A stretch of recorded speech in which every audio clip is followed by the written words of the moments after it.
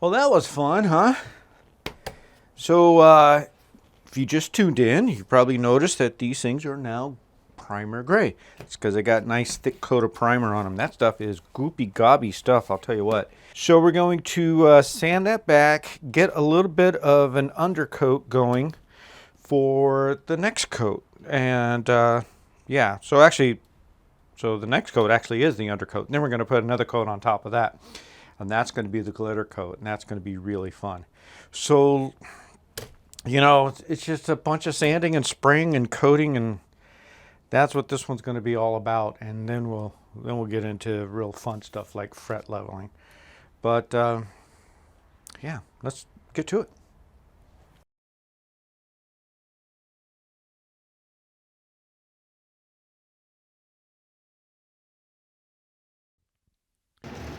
And here we go. Yeah, so on the base coat, I'm going to start the glitter early. So I got a little bit of silver mixed in with the white, and then we're going to come over that with this stuff.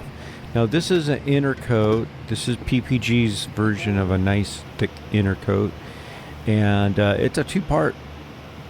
I don't know if I'd call it epoxy. It's basically a solvent-based product, but and here comes the glitter. So going heavy on it, and even though it looks like it's really heavy, and I'm using my resin gun, which means I've got to shake it a lot to get the stuff out, it still seems more of it's going on the back wall than what's actually going on the guitars themselves. But we're making it work. See a little bit of glitter here and there coming through. And you can see even with the base coat still, I've got a little bit of wood grain showing. So that means I'm going to have to coat up some more and keep coating and coating and coating. Yeah!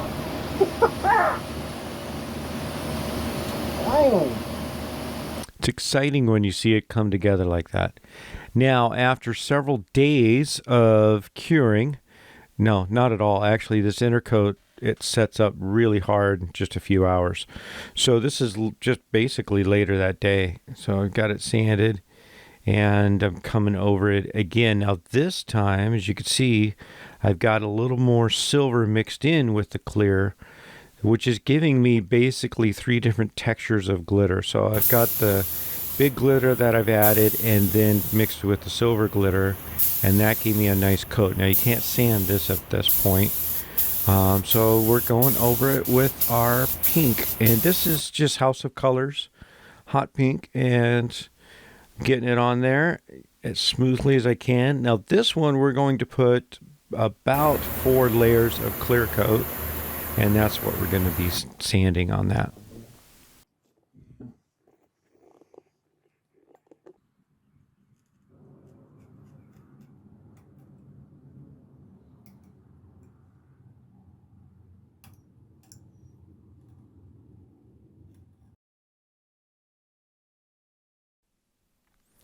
So I'm getting it ready to buff, which means kind of spot checking some of the nibs and just getting those taken care of, and then hitting it with the sander here, sander buffer, whatever.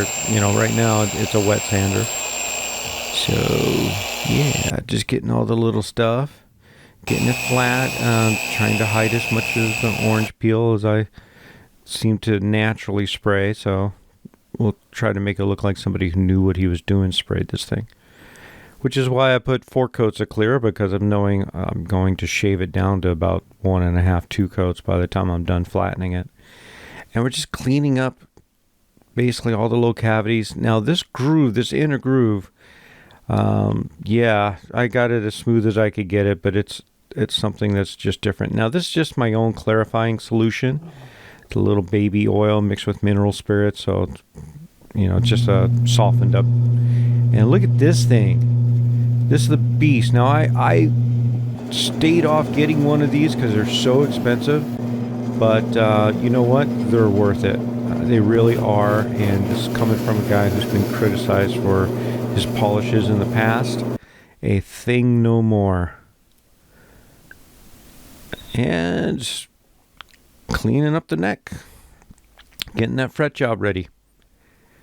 Now, you guys have seen this before. You've probably seen me do it before. You've seen others do it before. I'm sure if you haven't, plenty of videos on going into details on how to do this correct way.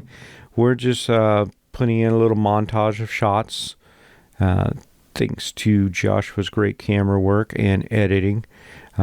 Basically doing two guitars all slapped down into one quick little segment for you. I should just shut up and let you enjoy it.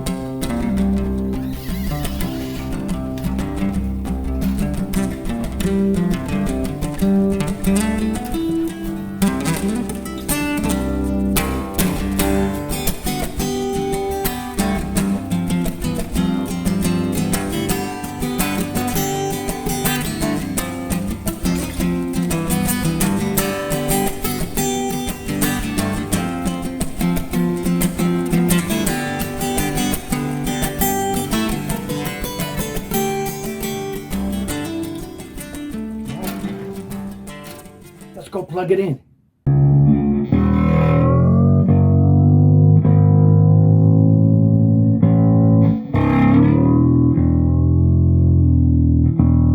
It's so fun when you first hear that first sound.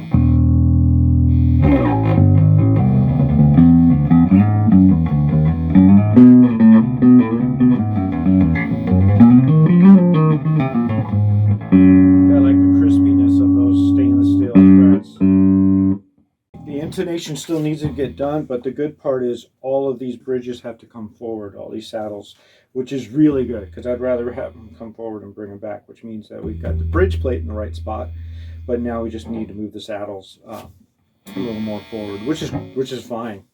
The ground is obviously working because you get a little buzz until I'm holding it, which is fine. And that buzz itself should go away once I get, I am going to actually finish making the enclosure. I'm going to leave a little gap here, a little hole for turning that on. I've got to get the batteries on, make sure that all works. I'm just going to make a regular plastic type plate, and with the aluminum tape I'll finish off the shielding for that, so the Faraday cage itself, and then it'll take whatever little buzz is left. But when you look at the signal to noise ratio, just a loud instrument. So the quarter pounder pickups are really great.